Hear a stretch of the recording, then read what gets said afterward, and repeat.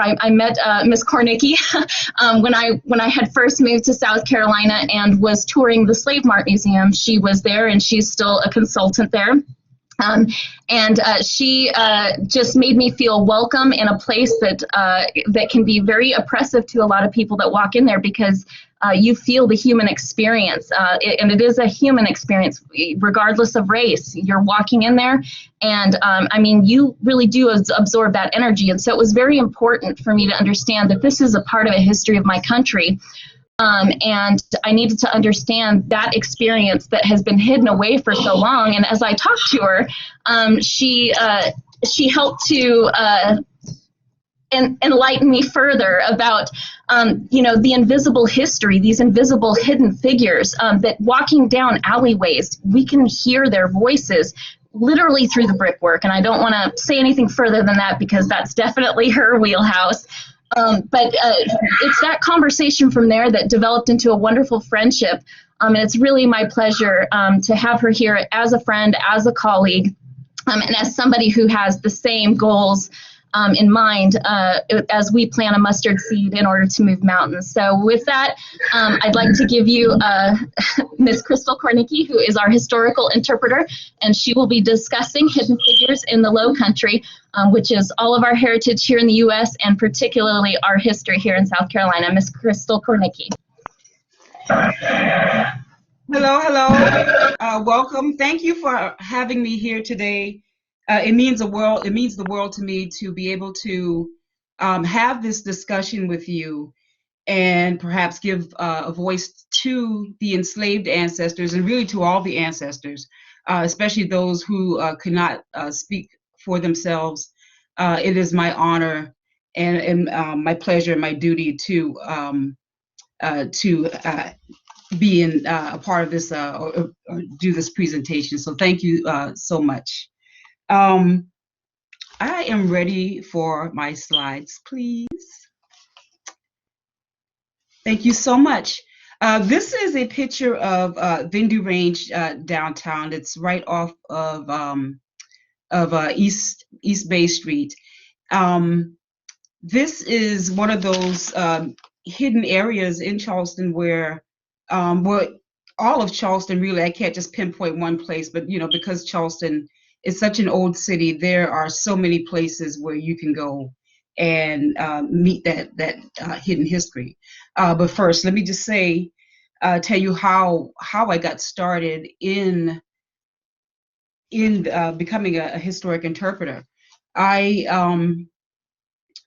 saw a flyer for a very unconventional school right near where I live, and this school offered an open house that said this was America's only college to offer a bachelor's degree in architectural carpentry, timber framing, basically historic preservation, and I was enthralled. I was like, oh my goodness, this is awesome. So I quit everything I was doing. I quit my job and to attend this school, and I am so glad I did. So I went to the open house, and I was told, well, if you want to attend school here, you have to take classes in this building. So this is the old Charleston jail. So in 2015, the American College of the Building Arts was located in the old Charleston jail. The old Charleston jail, the old city jail, as it's also called, is one of the most haunted locations, I would say, in South Carolina for sure. It is one of the major attractions for haunted tours. And I said, okay. And so I became a trial trade student at the American College of the Building Arts. I am their first African American student to attend school there, and I had an awesome time. So I took classes at the old city jail. This is what one classroom looks like. So just imagine you're in a classroom in a place where just really dark things happened. It was built in 1802. It never had running water or electricity, and it functioned as a jail up until 1939. And so there are all kinds of crazy stories of things that happened here. This is the hallway in the old city jail.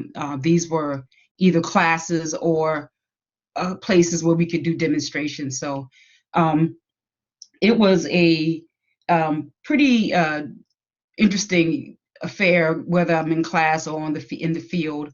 I got to do just really interesting things and meet a whole bunch of interesting people. So I was a trial trade student. The first year as a trial trade student, you have to learn red brick masonry. So that's me on a scaffold, laying some brick there, laying a brick column for a fence in Mount Pleasant. In between my classes, I took seminars with architect April McGill, which is the very pregnant lady on the bottom row there. She is a real dynamo. I mean, she is an awesome woman, and she introduced me to. She's an architect that specializes in working with earth and materials, and so we are on location at the Fresh Future Farm, urban farm. The lady next to her in the green is Jermaine Jenkins, and she's the owner of this wonderful farm in North Charleston that tries to bridge the gap in the food desert that is the Shakora Cherokee neighborhood. And behind all of us is the cob chicken coop that we worked on. So I got to meet a lot of interesting people and do a lot of interesting things. And so through April McGill is how I started to become interested in clay and working with clay.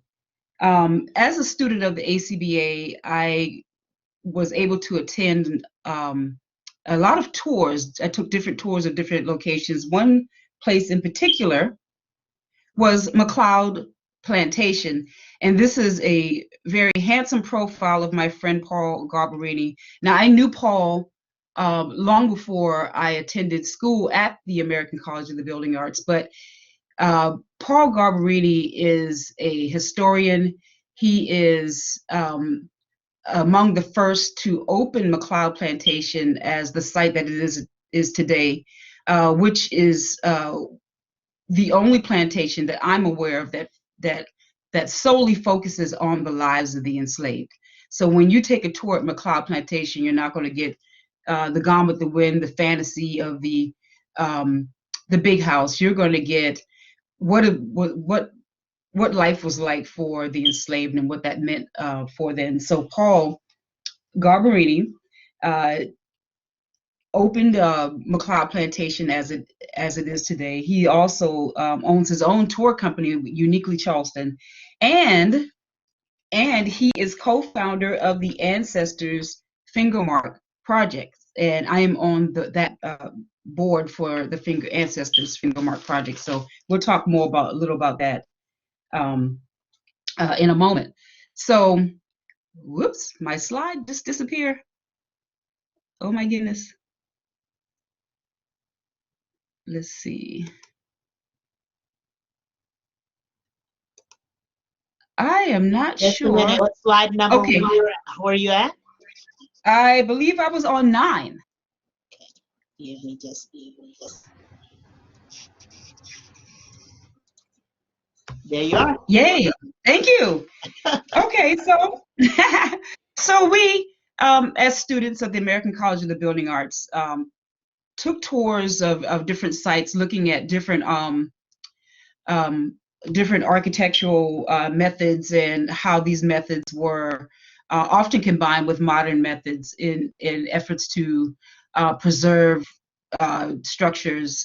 Sometimes were awesome, and sometimes, those repairs were not a good idea. Using modern methods for historic structures doesn't always mix.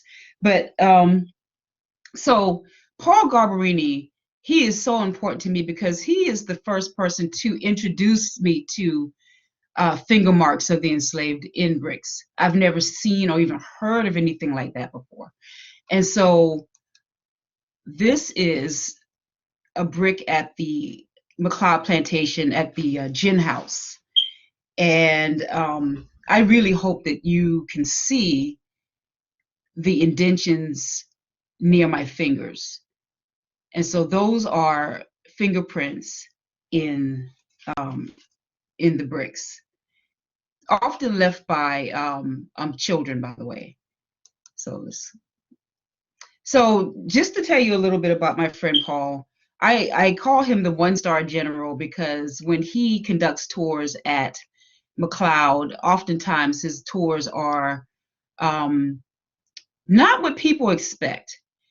And so if you want to read more about that and the ratings that he gets oftentimes because of these tours, check out thedailymail.com. This article was from August 9th, 2019. I'm sure there are other articles out there too as well, because this was a pretty huge thing that was going on, things that were starting to really brew at that time as well when it comes to interpreting our historic sites. I think McLeod, especially Paul, has a fantastic presentation, and you really, really must go visit McLeod Plantation if you want more of the perspective of the enslaved. So, Paul took me on the tour of McLeod. He also took me on a walking tour of Charleston. And these prints here are at the Charleston City Market. Now, for some reason, these prints did something to me because my fingers fit in these indentions like lock and key. And I can't even begin to explain the chills that were just, oh my goodness, it was beyond thrilling. I don't even know if thrilling is the word, but it just made my blood rush, and I think this is probably the point where it became a bit of an obsession, addiction, so to speak. I really wanted to see and learn more. So Paul, the kind and generous person that he is, gave me an exclusive tour of McLeod Plantation, just me and him and one other person. And so he took us underneath the big house. And so these were prints that finger indentions that we found underneath McLeod's big house. So that's one picture here. Sometimes it's easier to see when the flashlight is at an angle because it casts a shadow and you can see the prints will stand out. So there's that picture. This is under McLeod Plantation as well. Here are the prints right there. And here's another picture underneath McLeod's big house. So when you go visit McLeod, don't ask Paul to take you under the house. I don't that was just something that he did special for me. So and I do really appreciate his kindness and his friendship. But yeah, that was definitely an adventure there.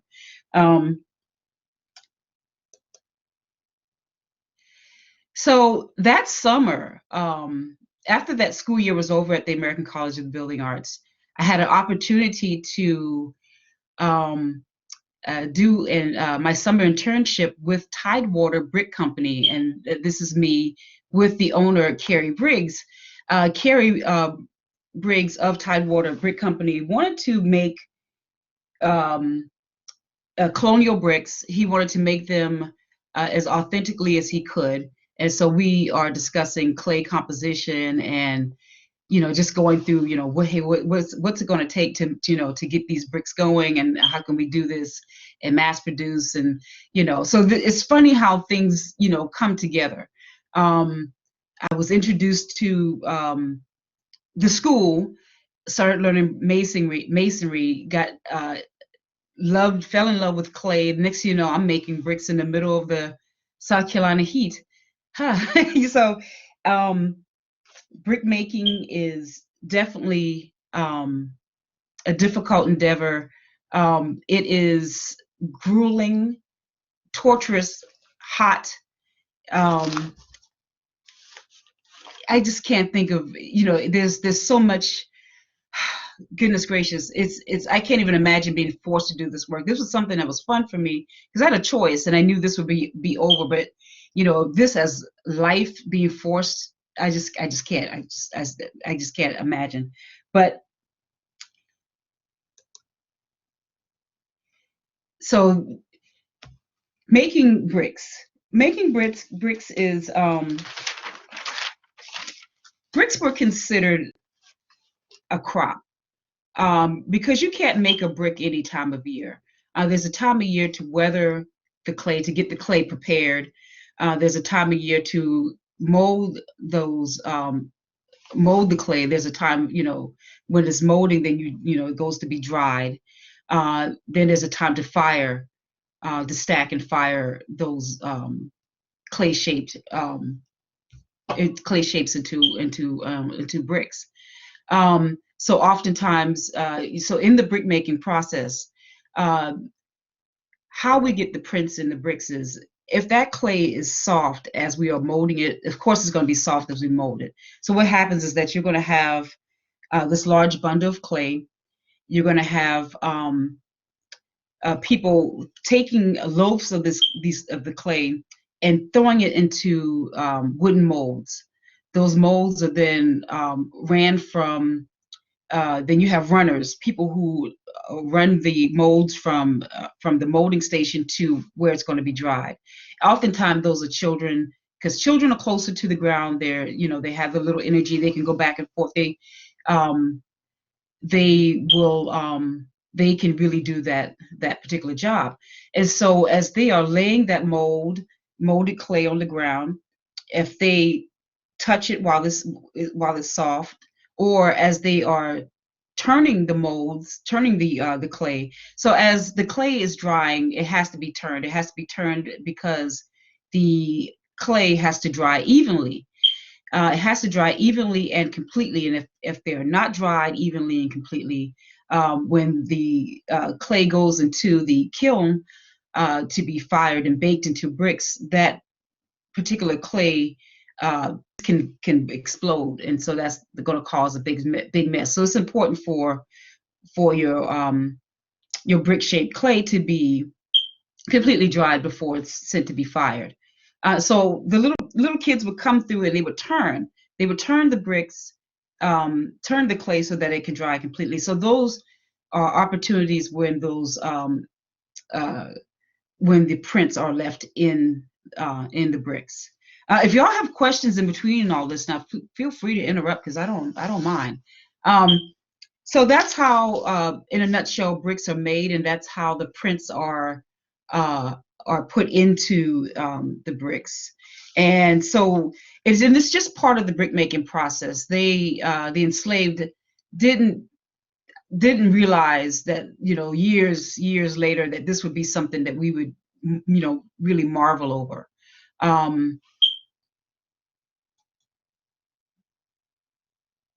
I'm pushing. I have two computers up and I pushed the wrong mouse. Sorry. All right.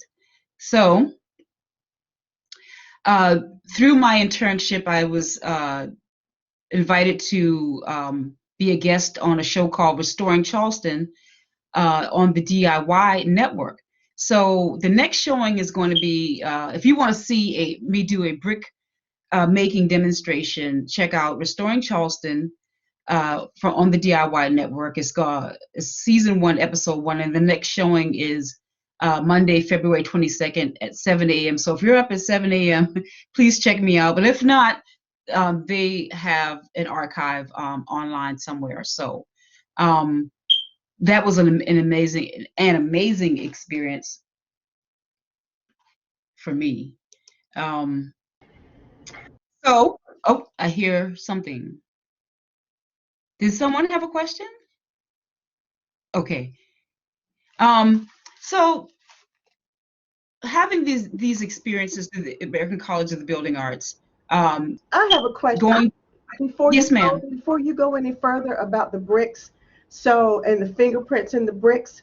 So the fingerprints were actually put in the bricks because as they were being made or as they were being hardened. They were soft enough for them to put the fingerprints there. Is that right?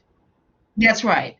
So And I was going to I'm say that sorry. they hardened, then their prints were there. That's right. When the clay is fired and when it's baked, then it becomes permanent. So the fingerprints are put in the bricks when they are soft, and it's not intentional. It's just that if you handle a soft piece of clay, that's what clay is going to do. It's going to mold according to what's touching it, or what it's in, or how you shape it. And so as the kids manipulated those brick-shaped blocks of clay, those prints were left there unintentionally. Oh, unintentionally. So it wasn't That's intentional. right. Okay. No, not at all. It was not intentional at all.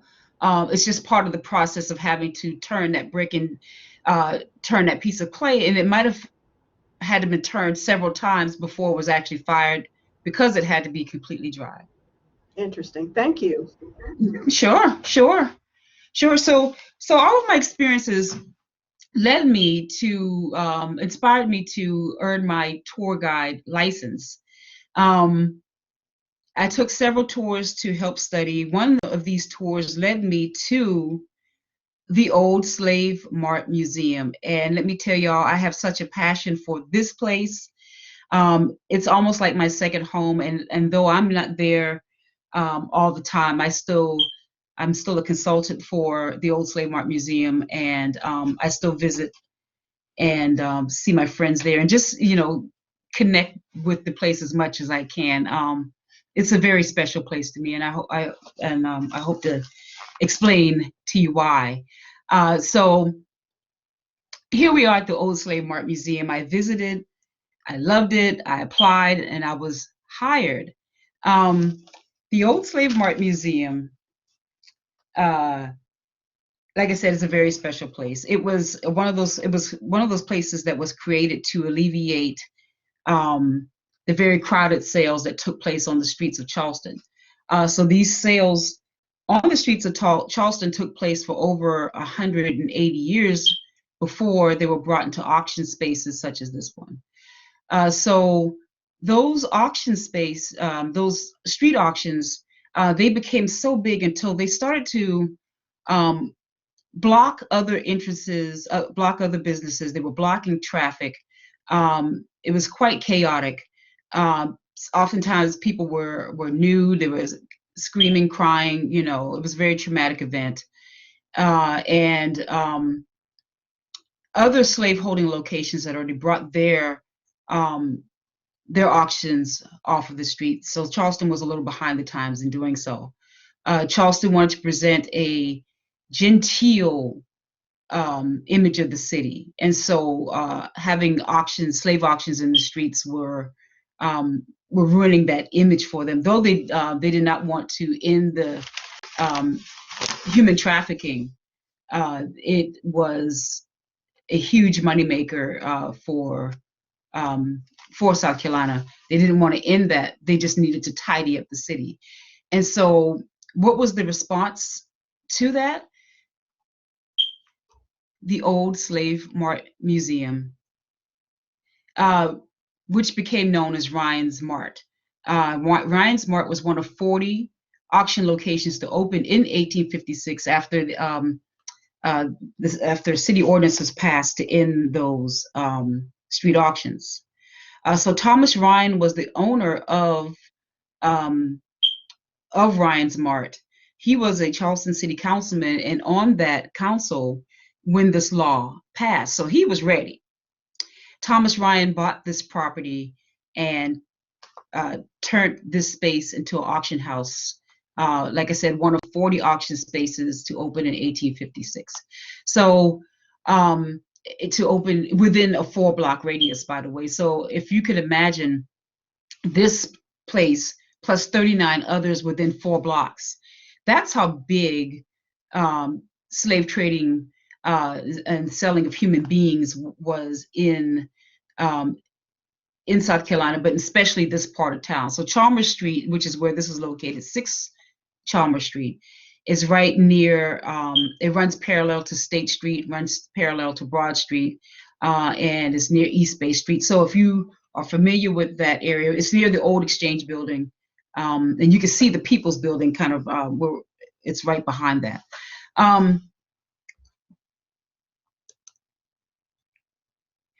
So with Ryan's Mart being one of 40 auction locations, a sign like this, though I am grateful for the fact that Charleston acknowledges their selling of people, there needs I really feel like it's time for more significant markers in our city. I don't see why we can't mark all, the other 40, but I suppose if we marked every, auction site or broker's office, there was something like over 200 plus brokers working out of offices on Broad Street. So it would kind of look like the Hollywood Walk of Fame, where you have stars like, every few feet, but, so be it. At least the 40 should be recognized. So as you walk around downtown Charleston, you'll be, this marker talks about the outdoor sales that happened on the north side of the old Exchange building, which is at the end of Broad Street on East Bay.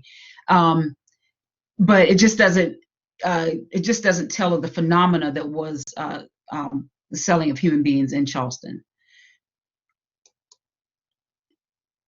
So getting back to the old Slave Mart, Ryan's Mart, so most of the auction spaces in Charleston were basically like a one-room auction space, because it doesn't really require a whole lot of room to sell a person. Ryan's Mart, however, was a complex of buildings that stretched blocks length between two streets. So right here in the front, you'll have Chalmers Street, and this is where the museum is located here. This is the auction gallery, which is the front of what we saw.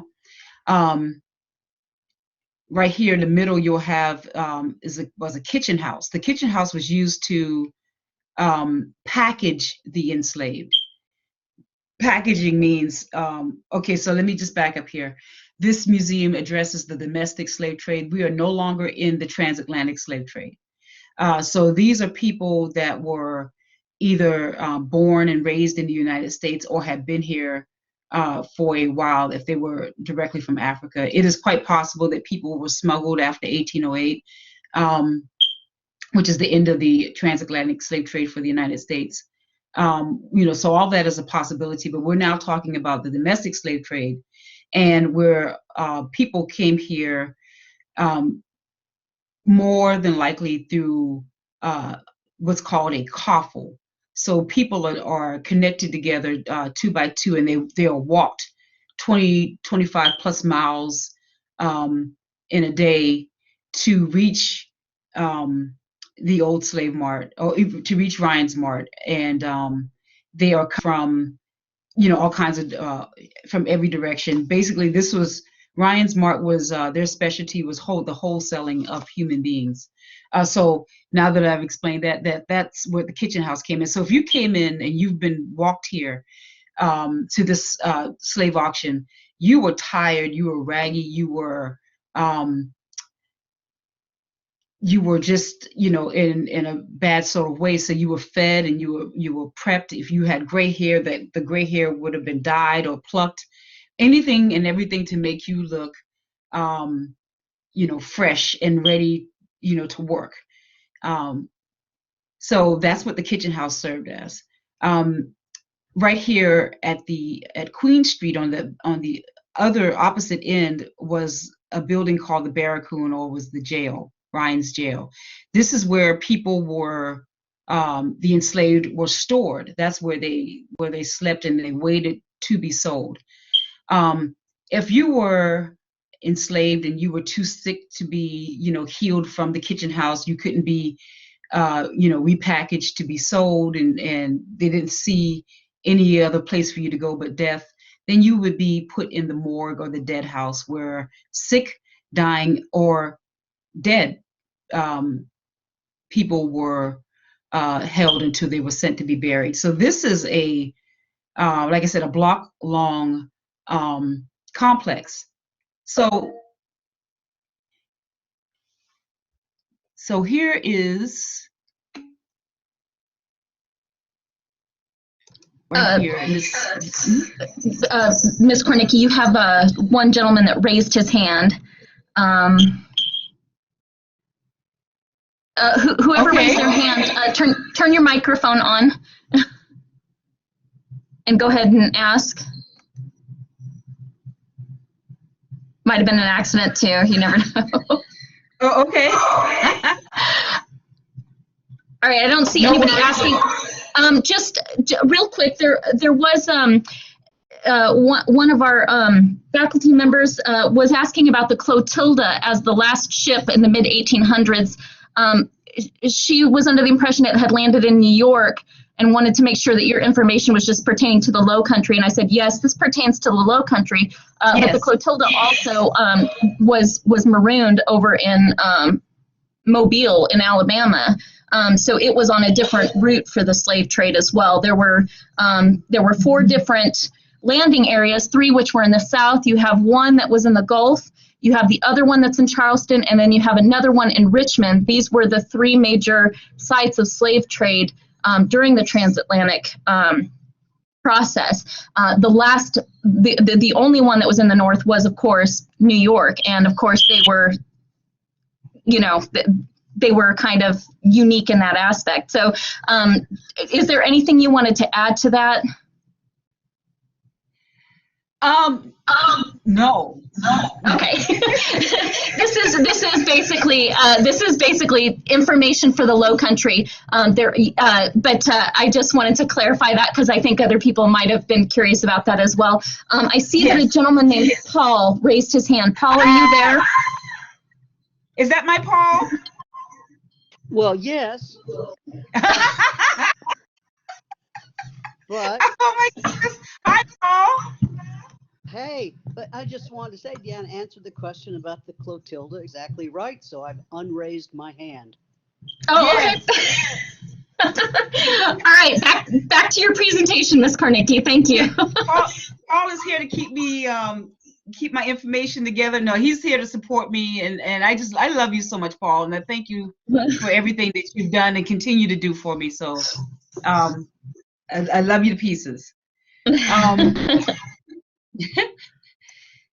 So the old Slave Mart Museum, as it looks today, is not how it looked, of course, at the time where it served as an auction house. It's hard to see it on this map here, but when you look at the auction gallery, which is right up front on Chalmers Street in this map, I want you to picture the German fire station to the left of it, and the other building, which is a residence, to the right of it. This was actually an alleyway between 2 buildings that eventually someone, the second owner of the Slave Mart, gentleman by the name of Ziba Oaks, added a roof over this alleyway to enclose it in, so that way he can sell people under any weather condition. And so that's how the auction gallery became closed in and started to become and shape into what it looks like today. So Ziba Oaks added the roof, and he also added 2 columns that you see in front of it.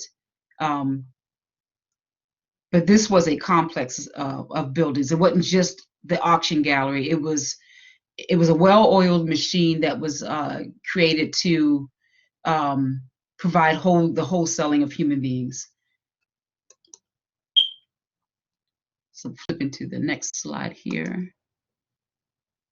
And for some reason, it's not going. Uh-oh. You want to move to the next slide? Yes, please. I don't know why. Okay, there it is. So now it's moving too fast. There you go. Whoa. Okay, I want to stop right here. Okay, there you go. Yes, thank you. This is what the barracoon looked like, though this is a terrible picture. I'm so sorry. But it's hard for me to imagine this 4-story structure on Queen Street, because all my life has been a parking lot. It's just a parking lot back there. And this is what faces the Footlight Players Theater. So this was torn down in 1951, I believe. So after the Civil War, African Americans lived in the auction house, and they also lived in the old jail, the very same jail that once imprisoned them and held them for sale, became people's homes. And this structure stayed up until the 1950s. So imagine generations, after a couple generations after the Civil War, we still had African Americans, living in these structures. I would have rather seen this building survive than not. But here we are. I understand that the bricks from this building was used to extend people's porches and create extensions on people's houses in the area. So this is what I've been told by my colleagues there at the old Slave Mart Museum. And this is something that happened quite often. If a building was destroyed, if it was demolished, then they would reuse those bricks. And so you could have a brick fence that may not have been built in the time of slavery, might have been built in the 1900s, but if those bricks are reclaimed bricks, you're still going to see those finger marks in the bricks. So let me go forward here. So this is just to show you the inside of the old Slave Mart as you're walking in. This picture is from the old Slave Mart Museum website, because you can't take pictures inside the museum. It is owned by the city of Charleston. And as you can see to the wall that's here to the left, that is the exterior wall to the German firehouse built in 1831. So the interior walls of this museum, once auction house, are the exterior walls to the neighboring buildings. So this is literally an alleyway between two buildings with a roof on top that's now a museum. So the old Slave Mart Museum has had other owners, Thomas Ryan being the first, Zeba Oaks being the next owner. Then after the Civil War, people lived in there. But in the 1930s, a white woman from Ohio named Miriam V. Wilson bought the property and turned it into a museum for African American arts. And it was one of the first, if not the first, museum dedicated to anything African American. And so that was in the 1930s. The Rag Sisters took over in the 1960s, and when they passed, it lay dormant for about 20 years. And then in 2007, the city of Charleston, the city of Charleston bought it, and they, had to plan out the museum, but eventually it opened again in 2007 as the concept that you see today. So I love this place. We try to make a personal connection with our visitors, and we really want people to connect with Charleston and connect with its history, and we all want people to feel comfortable asking the tough questions and being in a tough space. And so I hope I provide that. Well, and I know my colleagues there work really hard to give a presentation that makes people, not only answers people's questions, but make people hungry for more. So. And so I just want to show you an example of a sale that took place at this location, but I did not think that, I was hoping that this link would work, but we may just have to pass it by. But basically, this was a sale of, as they call it, a prime gang, people who are mostly the age of 14 to 25, people that are in the prime of their life, and they could do, do the most work. So this was a prime sale of prime gang, a sale of 235 Negroes, as they were called then. And this was an estate sale of the late General James Gadsden. He passed away, and they had to sell his human property. And of course, that money was more than likely split. Thank you. I think I can click on this link from here. Well, or not. But anyways, so this was a broadside that would show an example of a sale, one of many that took place in this location. Oftentimes, if it's not too crowded, I will take people, or we will take people through the museum and show them fingerprints that are inside the building. And this is probably one of the most significant prints there, because it's so deep. This is on the second floor of the museum. And so what I'll do is I'll show them pictures like the ones that you saw previously. And I'll show those pictures and I'll say, you can shake hands with an enslaved ancestor. I call it making history tangible.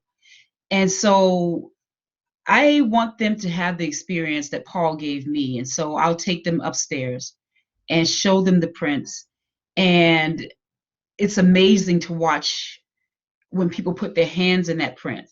And you can just see it, the emotion run through them.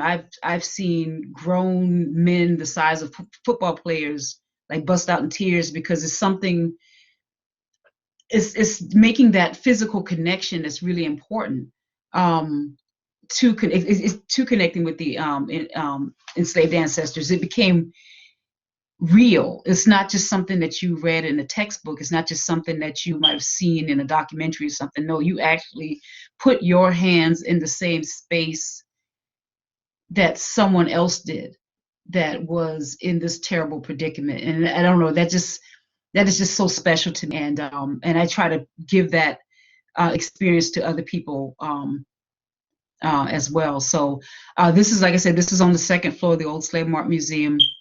And so people want to know, well, why is it there? What's going on? Are they trying to crawl out of here? It was, they'll ask that question. I know this is part of the brick making process. Those prints were put there when that clay was soft. I explained all that to them. And that brick is there because it was never meant to be seen. And so just like in modern construction, you use your best materials where people are going to see, where they're going to be moving back and forth. But you're going to put your lesser materials in places where it can't be seen. And so this is up in the air. This was never meant to be a part of any building. This was meant to be up on a second level in an alleyway where nobody would care. So that's why you would see. That's why this more brick. This is why this brick is there.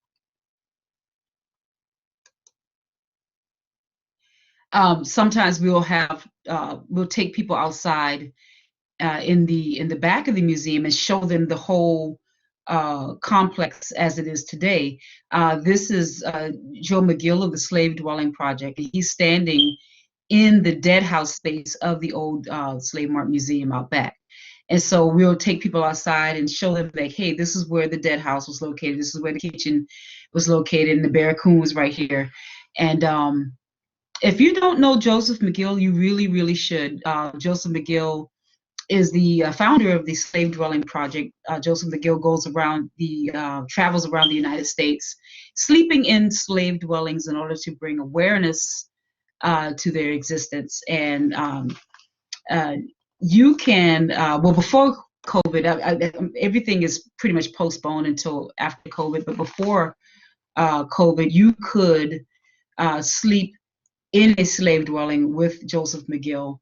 He oftentimes would have events spotlighting different slave dwellings, and he would invite people through the Slave Dwelling Project, invite people to sleep in these dwellings with him. and connect with that ancestral energy and talk about our events of the past and current events as well. So it's a great experience.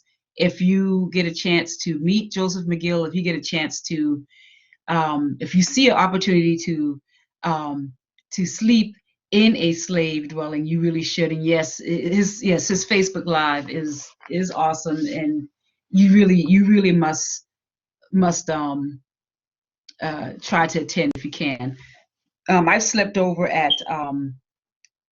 Magnolia Plantation, and which is kind of home base for Joe. He does the Slavery to Freedom tour there at Magnolia Plantation. But then I've also slept overnight at the Old City Jail, which was not a slave dwelling project event, but it was one of those things where I had a pretty exclusive invite to go to. So that was really, really awesome. And I don't want to say it was scary, but it was awesome. I'll just say that because I love that sort of thing. So yes, please do check out Joseph McGill, the Slave Dwelling Project. And so as you're walking down this, now that you are aware of Fingerprints in the Bricks of Charleston and really any historic city, you will walk down the street with new eyes. And so you're going to see a wall like this, and you're going to be taking your hands and putting them all little bricks and touching them, and you might look a little crazy to other people, but that's okay. This wall is on Magazine Street going towards Archdale Street, and there are several prints within this area in the middle here, but when I bring it close up for you, you see a little print right there. And so you kind of have to know what to look for. I had no idea until Paul showed me. But you'll know it's a print because it's going to be smooth. It's going to feel like your finger should be there. But that's sort of like a scavenger hunt sort of deal. You're going to walk down Charleston, you're going to look at these old bricks, and you're going to, oh my gosh, there's a print, and you're going to find one. You're going to find one. So this is the back of my old boss at the old Slave Mart Museum, Ista Clark, and we're both in Philadelphia Alley, and he is showing me some prints that he found in Philadelphia Alley. So he's reaching for some prints. And here's some other prints there in Philadelphia Alley. And this is Philadelphia Alley is right off of Queen Street. It's right behind the old Slave Mart Museum where that Coon once stood. It's across the street from that location, just to give you an idea of the proximity of where these prints are.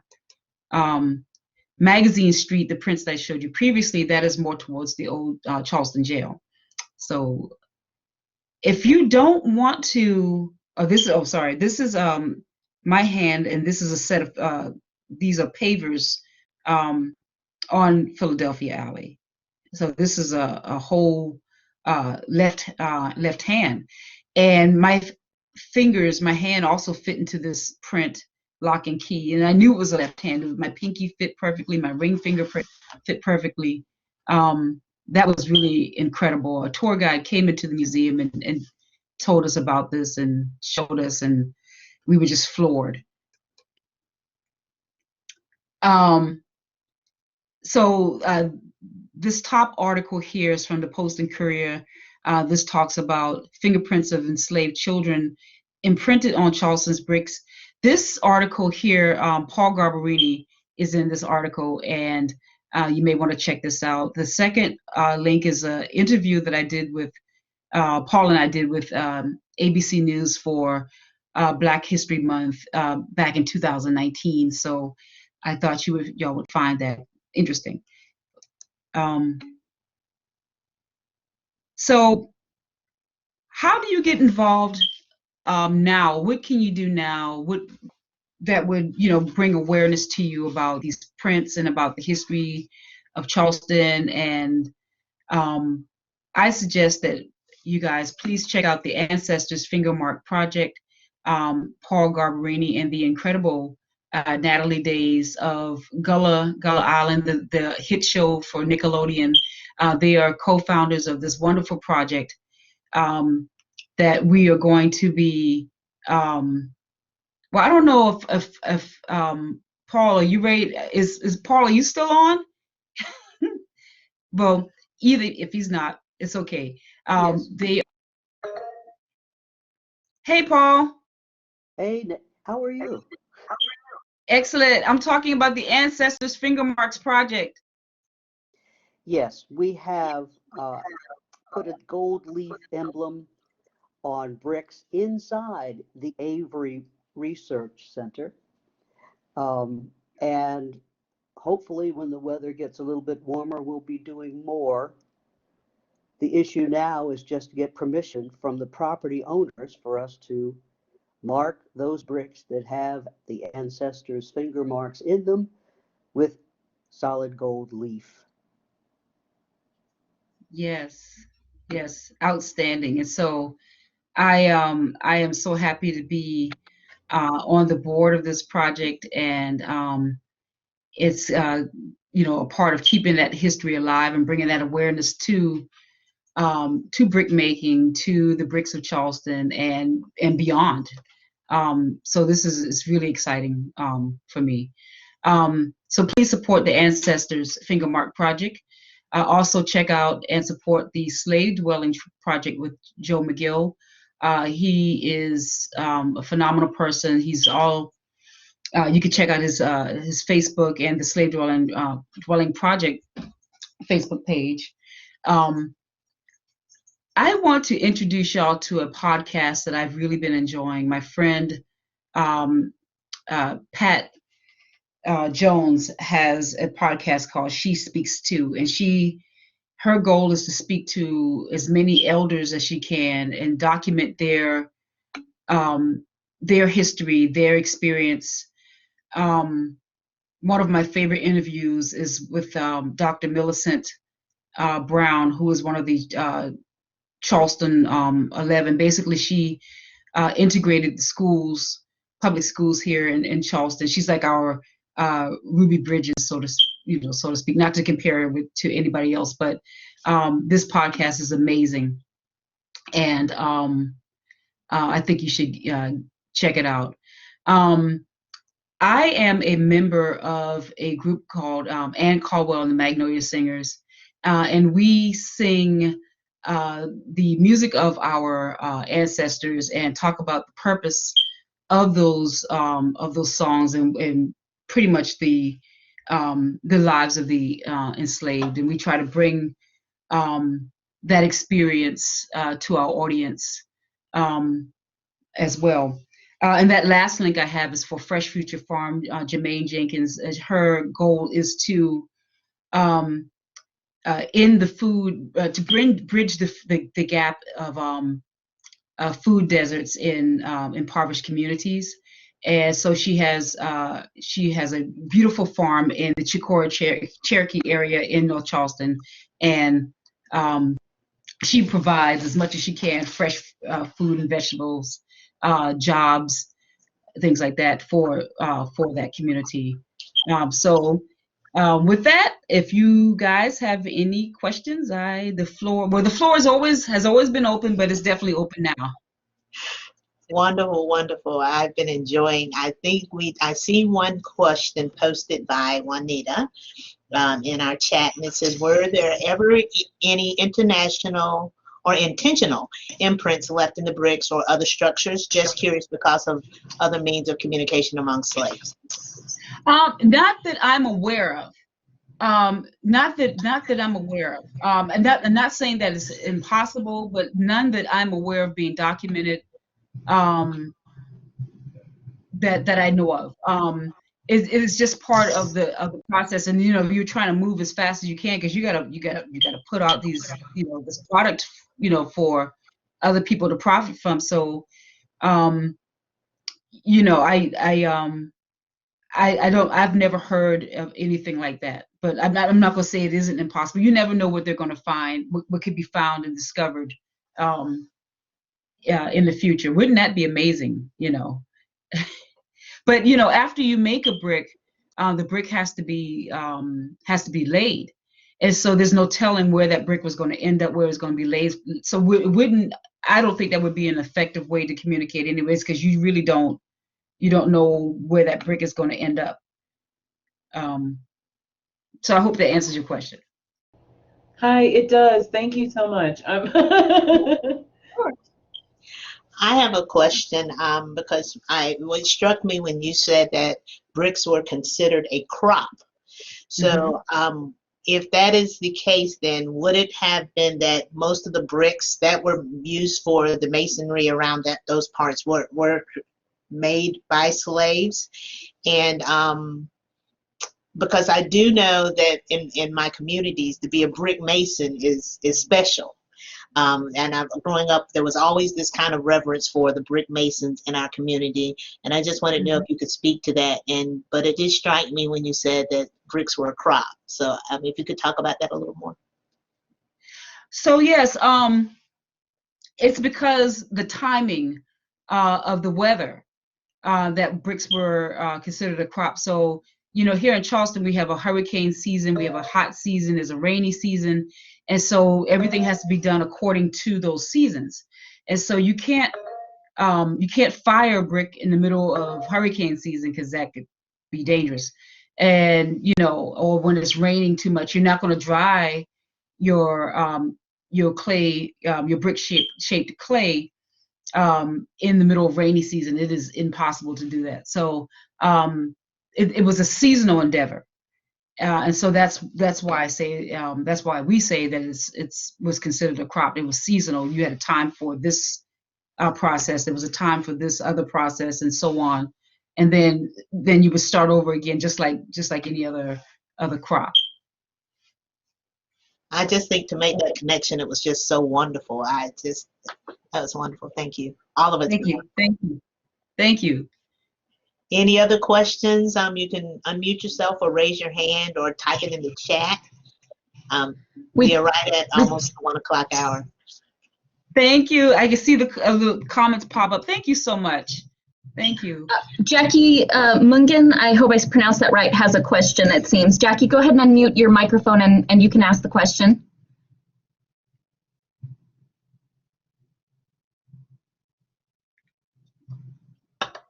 Okay, well, I have I guess a parting question, if that's all right. One of the things that was most important to me as an instructor here is how to get people to invest in this history. Especially in the past year, we've seen a lot of polarization and partisanship, and people that are separating white from black and things like that. And so Black History Month sometimes becomes a little bit controversial, you know, on both sides, to be honest. How can we change that mindset and bring it about to the fact that we all own this history? White, black, purple, pink, doesn't matter. You know, we need to invest in it, because this is something that has traditionally not been known about for a long time. It's finally getting attention. It's something that we need to put into the historical dialogue. But how can we do that? You know, there's feelings of perhaps shame and guilt if people had ancestors, for example, that owned slaves, but, you know, they don't want to be judged by that lineage, or perhaps you have Black people who are afraid of acknowledging their heritage for the fact that they don't want to create any waves. How can we move forward with a healing mindset, you know, at the forefront? What are your suggestions, and how does this project fit into that? Wow, so that's pretty tough. But I say that because you have to want to engage in this subject.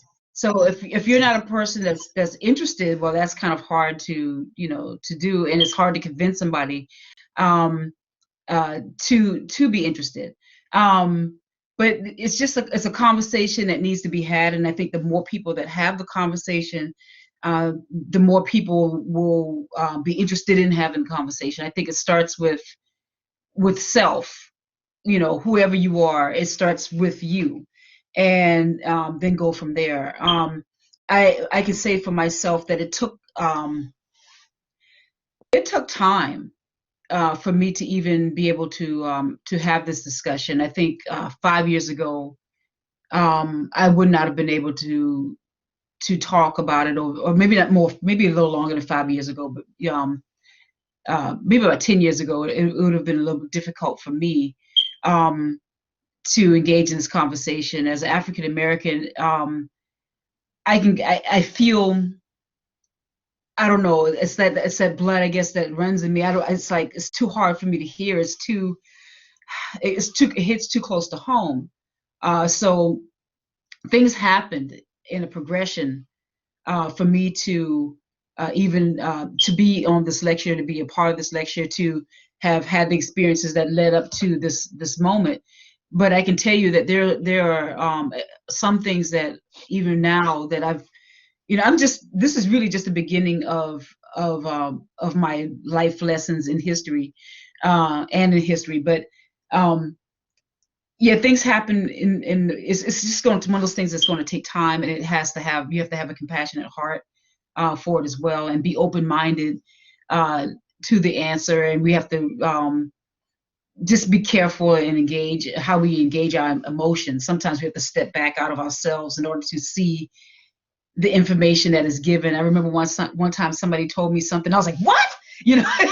Oh my God! Like, no, that I was a little offended. And then when I read on, it was like the information that this person gave me was validated by somebody else. I was like, oh my God, So you have to.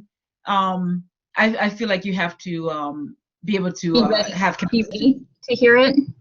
Yeah. Yes. Yes. Yes. Because it's not going to be, it's not pretty.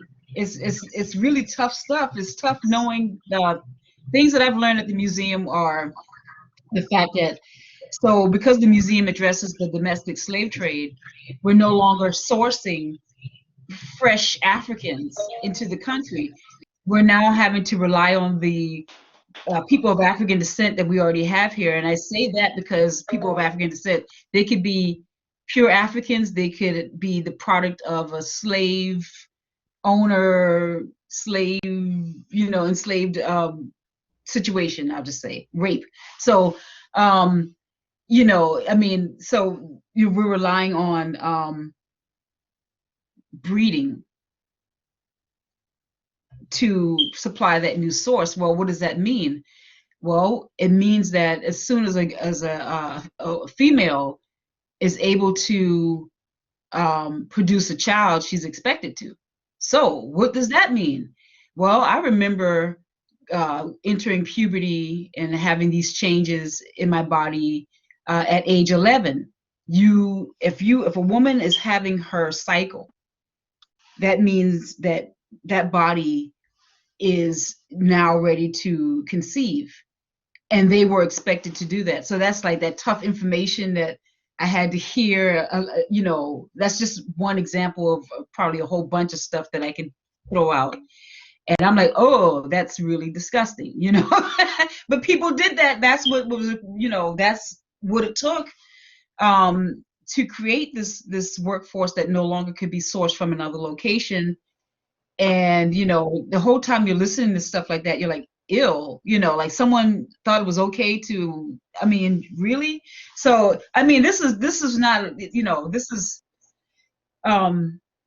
it's we really need to dig deeper as we teach ourselves, and as we teach our college students and high school students, and going to the youth. We have to stop fantasizing on what this was and really talk about what it truly was. Right. Yeah. Yeah. Well, we're after 1, so there's a question in the chat I want to read, and then I think we have 2 raised hands, and then we'll have to wrap it up. I think it's Lauren would like to know, would there be finger marks in cities similar to Charleston, like Savannah? Oh, yes. Oh, yes. Joseph McGill, if you check out his website, he goes all over. So in places where we don't even think about, slavery, like, us here, we think about that. New York, of course, had slavery, and other places, Connecticut. But any place that had a significant amount of slave labor can potentially have finger marks. I think Charleston has so many because we had a huge amount of brick making plantations. One of our biggest ones was Boone Hall, where if you visit Boone Hall, you'll see a whole row, like a whole row of slave cabins made from those bricks. And so they're all over the place. They're all over the city. They're everywhere. So places like Savannah and Charleston will have more than other places. But yes, absolutely, you could find them, just about any and everywhere there was slave labor. Okay, great, thank you. I think Jackie, I think you're unmuted. Do you want to ask your question? Yes, I wanted to make a comment. Several years ago, I worked for the Welcome Center in Hardyville. I noticed that most of our visitors was out of town that came in, and they were interested in the plantations. How can we and what can we do to get our Afro-American youth interested in some of the history that have been made, and out of some of these plantations, exactly what you were saying, I'm quite familiar with it because there's a lot of literature. And I appreciate Mr. Loach inviting us today, and I enjoy the presentations. How can we get our children or our grandchildren more interested in our Black history? I would say if you're interested, they are going to be interested too when you involve them in your study or in your own personal discovery. When I was a child, one of my first books that was given to me by my father was called the Pictorial History of the African American. It's a rare, one of Langston Hughes' rare nonfiction works. And so as a child, before I could even read one word, the book, the pictures, the illustrations told the story. And then when I could read, when I started to read, then I could gain more out of the book. And so this book grew with me. So I'd say start planting the seeds. If the grandkids or the kids are very young, it's a little easier because they're easier to mold. And but if they're teenagers, they might be a little rebellious, but you still involve them, you still have the conversation, you still talk to them, and even though they may rebel, you're still planting that seed, and you never know what that seed may grow into 20 years from then. Because see, this is all so new to me, but I've had several careers before I even became a historic interpreter. So the seed was planted, and so when the information came, it was like a light switch. Bloop, when you visit these historic locations, I say hold them accountable for the information that they're giving. If they're not providing enough information about their enslaved population, ask that question. Absolutely ask that question. Go online and write the owners of the facility or the location, and be involved in that way. If you feel like if they need to talk more about that, and perhaps on personal research as well into that location. Sometimes you have to help people out, but that's my opinion. That's what I'd say. And I hope I answered your question. Great. Thank Okay, you. Miss, Yes. I think it must be Juanita Palmer. You have the final question? Well, it's not so much a question. I just wanted to know if there was a way to contact you to maybe get a little more information for future endeavors or for any particular reason. I would love to learn more. Yes. So You can just send it to us, and we can share it out if you want. Sure. Yeah. Yes, that's fine. Yes, absolutely. Absolutely. Okay. Thank you. You're welcome.